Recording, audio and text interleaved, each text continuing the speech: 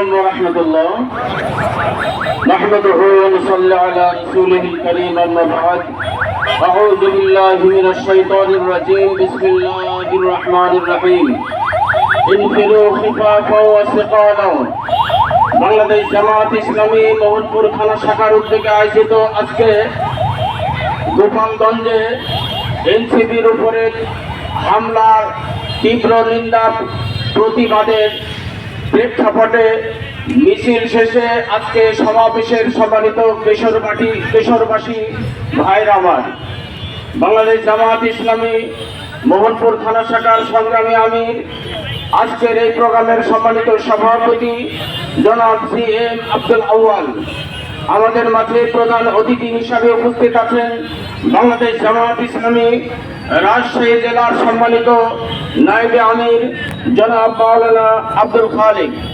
আরও আমাদের মাঝে বিশেষ অতিথি হিসাবে উপস্থিত আছেন বাংলাদেশ জামাত ইসলামী রাজশাহী জেলা শাখার সম্মানিত কর্মপরিষদ সদস্য জনাব আগামী দিনে কেশরহাট পৌরসভার সম্মানিত মেয়র পদপ্রার্থী জামাত মনোনীত জনাব FM ইসমাইল আলম আল আহসানী, সম্মানিত অন্যান্য নেতৃবৃন্দ, উপস্থিত কিশোরবাসী ভাইরা।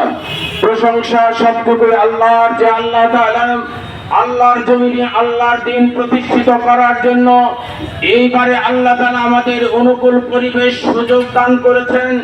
আমরা শান্তিভাবে মিছিল শেষে দিদি কথা বলার সুযোগ করতে পেরেছি। সুযোগ আল্লাহ তাআলা দান করেছেন, যা 16 বছর শেখ হাসিনা আমাদের কাছ থেকে এই স্বাধীনতা ছিনিয়ে নিয়েছিল।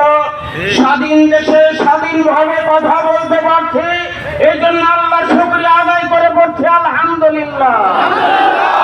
দরুদ ও শান্তি নাযিল হোক বিশ্ব মানবতার মহান শিক্ষক মুহাম্মদুর রাসূলুল্লাহ সাল্লাল্লাহু আলাইহি ওয়াসাল্লামের উপরে। সম্মানিত ভাইরা আমার, আপনারা জানেন বাংলাদেশকে সোনার বাংলাদেশ গড়বে বলে 6 দফারা বলেছিল। এ দেশ আমার, এ দেশ আমার বাবার। তোমার বাবার দেশ কোথায় গেল? তোমার দেশ কোথায় গেল? বাংলাদেশে আজ পর্যন্ত বিশ্বের কোন রাষ্ট্রপ্রধান, কোন সরকার প্রধান বিদেশে পালায় নাই। তুমি রাতের অন্ধকারে, তুমি মানুষকে ভোটি দিয়ে তুমি বলেছ এই দেশ আমার। এই দেশ আসলে তোমার নয়, তুমি প্রমাণ করে দিয়েছ তুমি ভারতের দাদার দেশে পালিয়ে গেছো। সম্মানিত ভাইরা আমার, আর কথা বলতে চাই, এই আওয়ামী সরকার এই দেশকে বাংলাদেশ সোনার বাংলা গড়তে চেয়েছিল। সোনার বাংলার পরিবর্তে শোষণ বাংলায় পরিণত হয়েছে। সম্মানিত ভাইরা আমার, আমি ইতিপূর্বে বলতে চাই, আজ প্রশাসনিক ভাবে আমি দৃষ্টি আকর্ষণ করতে বলতে চাই, এ দেশের সকল যারা প্রশাসনিক ভাবে দায়িত্ব পালন করছেন, আমি তাদেরকে অনুরোধ জানাতে চাই, গোপালগঞ্জের ডিসি, গোপালগঞ্জের SP কি করলেন গতকালকে?